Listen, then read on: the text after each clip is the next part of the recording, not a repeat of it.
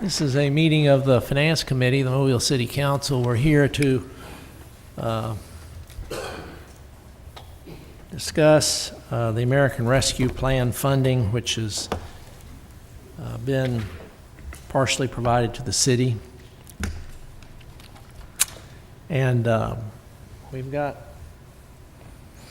the members of the committee, which are myself, Joel Daves as chairman, Councilman Richardson, and Councilman Williams, and we also have the remaining council persons, Councilman Small and Councilwomen Gregory and Rich. We have various members of the administration here and our council attorney. So what I'd like to do, I've provided everyone the latest iteration of the proposal provided by the administration, dated July 21st. And I'd like to begin by asking Chief of Staff Barber to step us through it, please. Yeah, thank you, Chairman Daves. So most of it is relatively unchanged. You can see bucket one, premium pay for essential eligible workers, city workers, is still intact.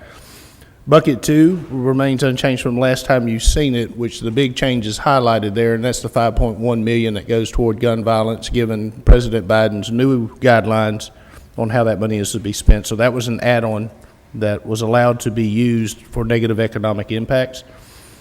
So when we get to bucket five, which is the equity-focused services, is where the changes happen. In the last meeting that we had, the question was asked about, do we have to name the specific projects, line item specific projects? The answer was no. And so the GAFERS was taken off and reallocated to affordable housing citywide and affordable housing targeted east of I-65. And those are based on CDBG eligible areas. At Councilman Manzi's request, Woodcock, which had been removed earlier, has been added back into it as a line item. And then grad administration was reduced from $1 million to $500,000. That was at the advice of Laura Angle, that she felt like the $500,000 rather than $1 million was sufficient to cover the grants and all the reporting requirements based on the ARP. We have with us Jamie Roberts to answer any of the questions regarding affordable housing. Michael Burson from Adams Reese was the attorney that was on retainer that studied this particular plan to answer any legal questions. Bob Holt with finance. And certainly Laura Angle, which can also help us with the guidance on this. And so we're prepared to answer any questions for this discussion. Mr. Richardson, do you have any questions? I'll start off.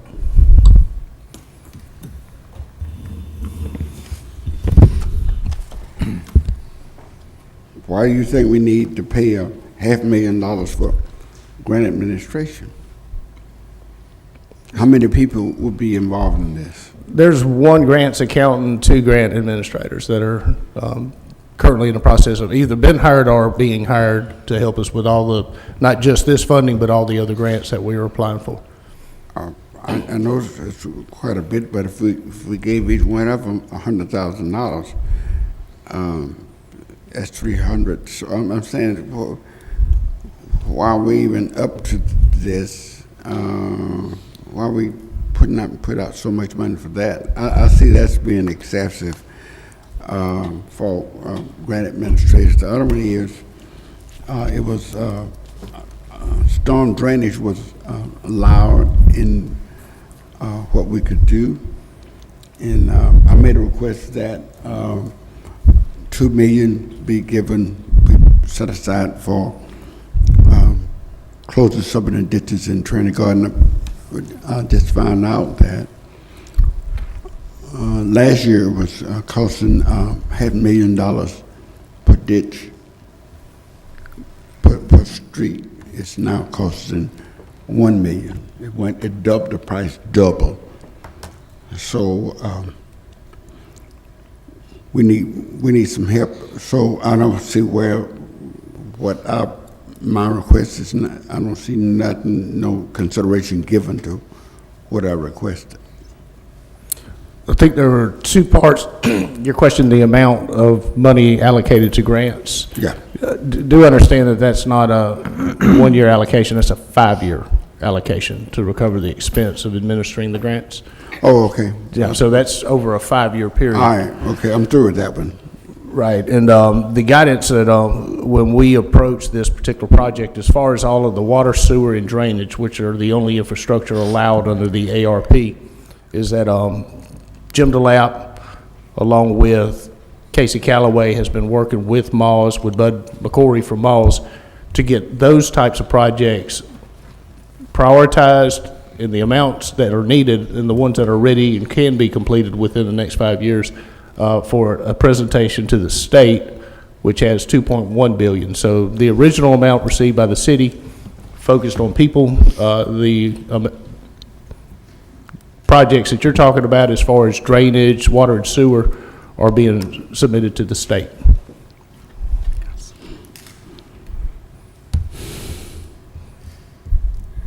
For state funding? There's $2.1 billion in ARP funds that the state received under, we're assuming relatively same guidance, that can be used for those types of projects as far as water, sewer, and drainage.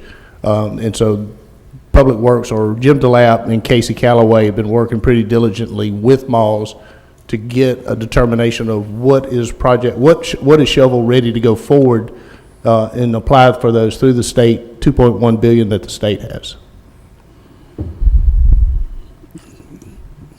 Okay, but I understand all of that about Mars and all of that. I was specifically interested in what I requested for Trinity Gardens. I did see your question about moving $2 million, but we received no guidance from council as far as how to allocate that money or where it comes from. So in a lot of ways, what we've handed you is much like we do when we do the budget process. It's just our proposals. They're open for public comment, and then for city council to make those determinations. All right, okay, I hear you.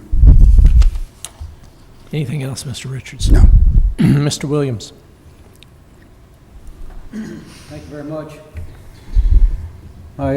My only question is concerning the removal of the Gafers building. I believe it to be one of the most viable projects in the city. And I understand all of what was said and why we have it the way it is now, but how many existing applications do we have that would fit in the second line of affordable housing east of I-65 CDBG, other than Gafers? On hand, we have 2, and then the second phase of Maine's property, but we'll be doing RFP to see what else is out there. Okay. Thank you. Ms. Gregory? Thank you. Just a couple of questions. Chief Barber, on the infrastructure portion with the state funds, I understand the MAWS and sewage and that sort of thing. Does that also include any infrastructure work, like for buildings, city facilities, anything like that? It does not. It does not, okay. So going back to bucket 5, on the affordable housing citywide CDBG eligible areas, can that be changed to affordable housing and eligible projects, CDBG eligible areas? I'm not sure I understand the question. It is affordable housing, citywide, CDBG eligible areas? Well, not just eligible areas, but eligible projects, sorry.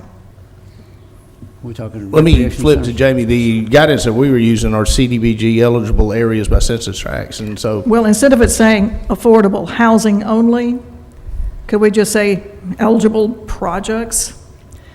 The reason I'm asking is because I'm think so. interested in a recreation center. So And generally, I would just like to make sure that that is one of the projects that can be considered in this right, section here. Generally, Laura probably have more. City infrastructure in general is not eligible. It has to be specific to water, sewer. So No, this, buildings are not eligible. not on that. This is, we're back now to the people, to the first. Right, I'm talking about city facilities are not eligible in themselves. On the bucket 5 equity No focused bricks and services? mortar. No.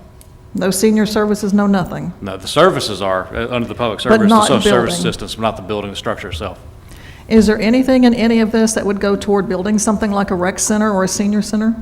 No, it's not any way to make it eligible, I don't think.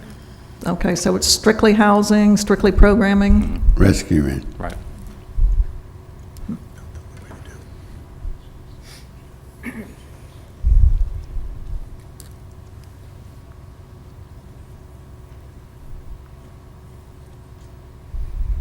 Ms. Gregory? That's it. Okay. Ms. Rich? Thank you. I think this is a legal question, and that's the contract employees getting the $5,000, or contract employees that are part-time getting $2,500. Their agreements did not include an increase or bonus when they got their letter of, and conditions involved. They're not part of the personnel board.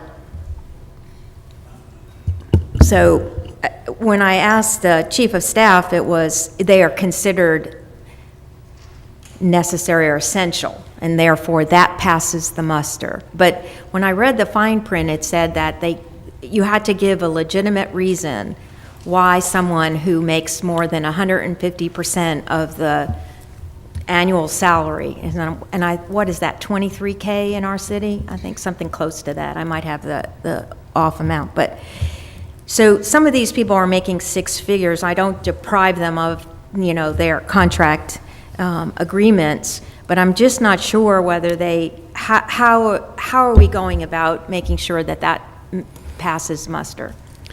So when you say contract, I think you kind of threw Mr. Burson off. These aren't contractors. They're appointed, not They're appointed. Correct. Mayoral. That's who you're referring to. Yes, I'm Section sorry. 11. Yes, I didn't mean like a contractor that worked for us. Right. I mean, they're part of the city's hierarchy, but they're not personnel board. Their letters, or at least the letter that I get for their appointment, it mentions maybe they'll participate in healthcare, they won't participate in retirement, and it doesn't say anything about you will receive bonuses or awards. So how is that justifiable in this scheme of things? So I'll frame the decision-making, and then I'll flip it back to Mr. Burson. So the way the guidance came out, it was pretty specific as far as essential workers by giving the examples of sanitation, police, fire, Yes. EMS. But it also left the latitude for the appointing official to determine what was exactly essential. We drew no distinction, or we did not use salaries as part of that decision-making process. The mayor has determined that throughout the pandemic response, that those city workers employed during that time that produced services to the city were all essential. There was nobody deemed not essential. And so if there's a legal question behind that. Well, that's why I'm asking, because of the guidance that said you have to give the whole justification if someone is making more than the And it's 150%. Because it's supposed to rescue people, the least among us, as far as salaries and whatnot. I think certainly the priority in the guidance is for lower income workers.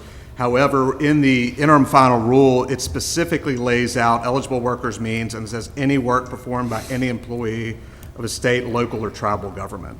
And basically, the way they define essential work is work that wasn't performed while teleworking from a residence and required regular in-person interactions with the public and regular physical handling of items that were handled by the public.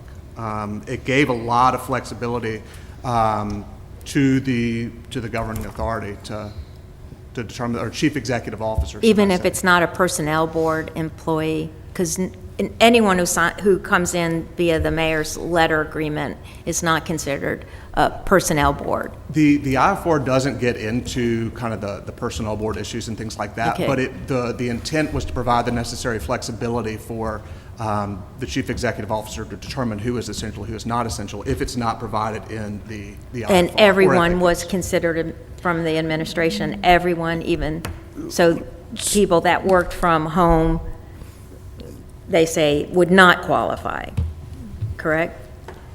I'm not following the guidance. Generally speaking, yes. If the person basically teleworked the entire time, from a residence, it's generally would generally not qualify as essential work. But we didn't have anybody that fit that, because all employees were considered essential. We did have some employees that telework, but when it expanded to even the handling of things, and even a lot of our teleworkers still came in some, they just did most of the remote working. Okay. And so it became very difficult to try to say who was essential, who was not essential. What we did, so there's two parts of it. One of them is we use that guidance as far as the determination, not salaries, because if you keep in mind using your median income salaries, you would cut out all your paramedics and, right off. No, I'm not asking for someone who's in a personnel board regardless of what they You're make. strictly I'm appointed. speaking of someone who came in through a letter that did not stress that any bonuses or awards, it wasn't part of their agreement, but you're saying that's Well, all off the table. I don't think that, go ahead, I'm sorry. Yeah, what we did was we actually looked at the existing definition of a city employee, what existed within HR, and I believe I have sent that out to all of you, what that was, and as far as what is a city employee, and also what are we excluding from that list. The way it reads is all merit and non-merit employees that are paid through the city payroll. It also included municipal court judges, and it included elected officials. But the only reason we couldn't proceed with elected officials is actually because of Zogby. Yeah, which because we prohibits. vote. That's correct. And everyone would have to abstain, so there could be no vote on it. That's correct. Yeah, that makes sense. So judges are in the mix too? Yes, ma'am. That are city judges, okay. All right, well, I'm just making sure. And then the idea of affordable housing for ownership, how does that look? Do we have any idea of the amount that's allocated, what that would do? Do we have any guidance on that? Yeah, we would actually use the model we built off the Weems Street properties, to where we have developer proposals come in, and we give an incentive for going in low mod area, incentive for them bringing in construction costs, financing, basically the absence of interest they'd get by leaving it in the bank, some other fees like that. We tend to be out, it depends on the comps and the house appraisal, but about $45,000 per house. Okay. And then we assist the buyer with down payment assistance also. The last house we did was about 1,115 square feet, $115,000 sales price, and the homeowner is paying $450 a month for a mortgage inclusive of Great. taxes and everything. Okay, so that gives me an idea. The other thing is how, is it guidance that says that it has to be owner-occupied with the developers you're working with, that they can't give it to investors to buy and flip and things like that? We would be using the HUD home rules for the home ownership side, and it's got really strict guidance. Good, Yeah. okay, thank you. That's it. Mr. Small. Thank you, Mr. Days. My question is, and I had asked this question before, but didn't really get a clear understanding. In this ARP money, is it such thing as so much is restricted and then so much is non-restricted funds as far as what you can do actually with it?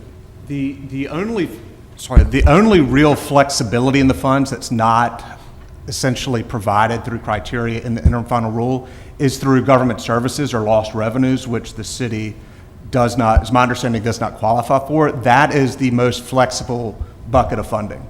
Everything else has really defined criteria, but still gives some flexibility in terms of projects.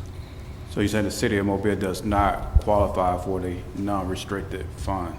That's my understanding, is that the city does not qualify due to lost revenue calculations.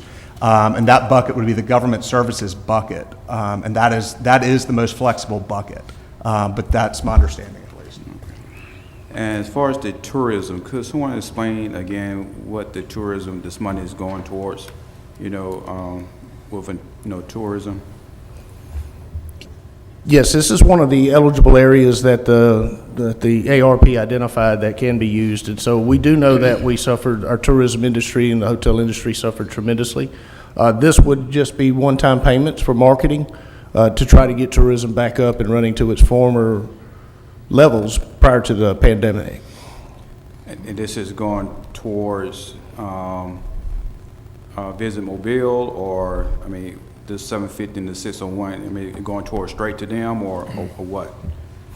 It's not itemized, and so we set aside some money to increase tourism, but it's not itemized. We've certainly talked to Visit Mobile, we've talked to the Sports Authority, we've talked to others that bring tourism to Mobile, such as the HBCU, the Lending Tree, but we did not actually itemize who's going to get what out of those funds, because we did not know at the end of the day what funds would be available.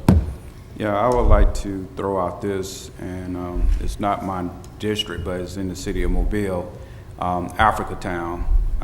Again, I can't stress of how much treasure we have in our backyard that we can really make money off of from tourism. I mean, just like Montgomery, just like they have the Hanging Museum. People come all across the country just to go to Montgomery, Alabama. And we have the area where we have the last slave ship, and I really believe that we should take some money and really, put towards that to really just grow, that tourism up. I mean, Montgomery did not have 60 Minutes come to them and did a couple segments, but Mobile did, and we really need to really emphasize on Africa Town, because again, that is very viable tourism, I believe, that we have in our backyard that we can make, money off of it. You have to spend money to make money, and I believe that we need to spend money in that tourism area and to show exactly what has happened, years ago as far as the last slave ship in America. And that's all. Thank you. Yes, sir. I can send you what David Clark, and certainly Africa Town is a high priority of the administration. I think everyone understands that. But that will be an RFP type situation when we get to trying to determine how that money should be spent. All right. Thank you. I think Mr. Richardson has some additional questions. Okay, I want to go back to the line of thought that Bess had dealing with who can qualify for the $5,000. So it was seeming to me from the discussion I heard today that employees making $150,000 can qualify for the $5,000. And certainly we're not rescuing anybody right there. I also heard a council member making $32,500 who certainly needs to be rescued would not qualify for one dime. Now, I can understand if the council was voting to take some money out of the city's budget to give ourselves a raise. We can't do that. All we are doing here is dividing the money. The money was already sent to us. I don't see what you mean the council is excluded. What we're doing, the people who send us this gonna get some pay. They put this down here for us to go by. And they're gonna get the $5,000. All we're trying to do is either approve this, amend it, that's all we're gonna do to it.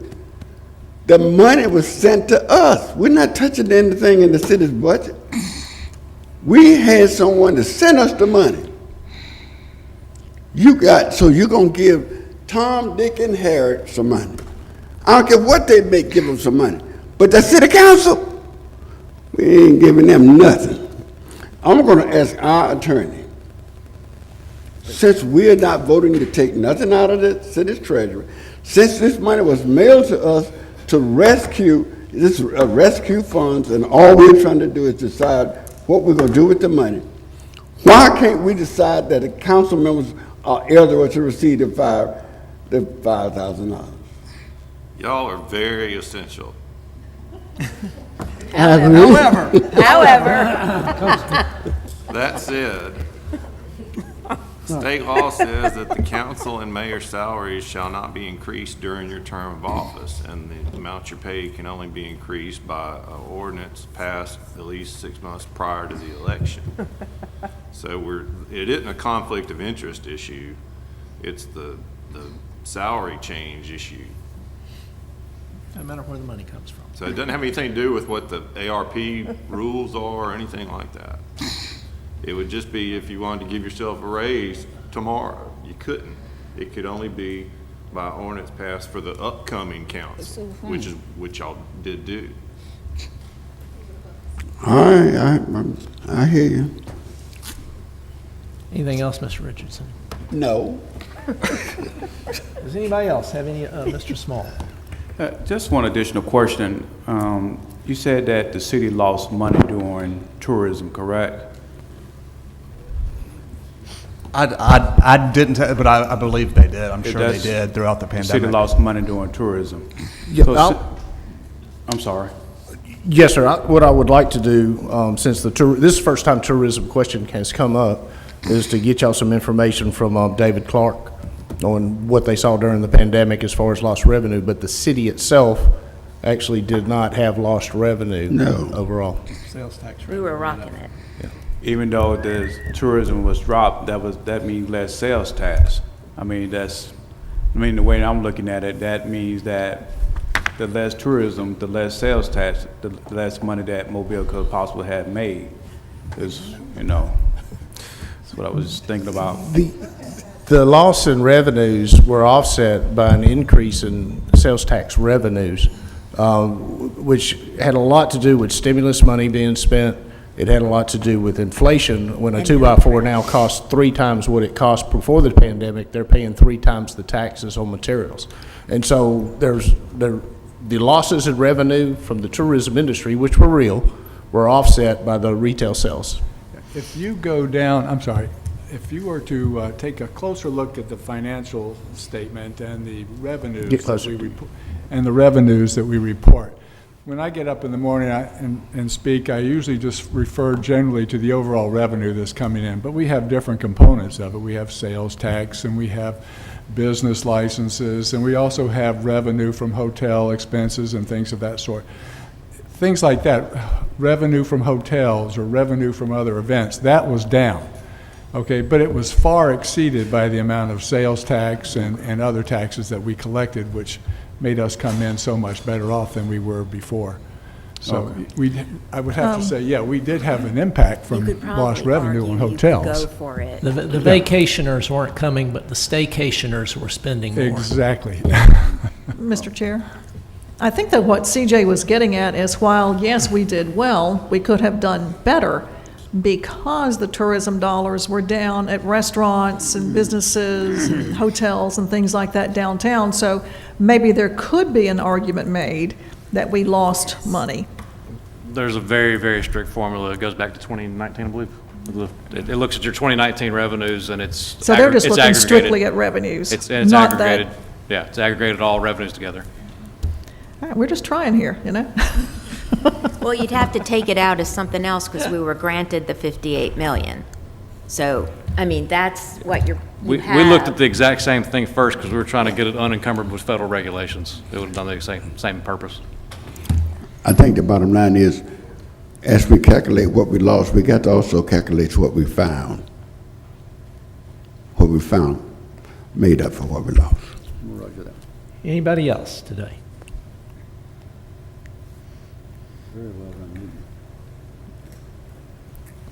If not, we'll stand adjourned. Thank you.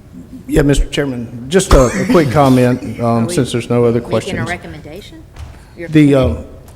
Just a quick comment. When the mayor went to the White House at the President Biden's invite, I just wanted to point out of the 3 governors and 5 mayors present that Mobile was singled out in the allocations that are being proposed to you by the president himself to Mayor Stimson. In essence, we were basically, that we have followed the spirit of the executive order, we have followed the letter of the law, and we've also engaged the needs of our community. And so I just wanted to point that out as you deliberate on these allocations. And I do also want to point out that half the entitled allocations, exactly half of it, are to fall into bucket 5 for equity-focused services. Roger. Roger that. Thank you, everybody.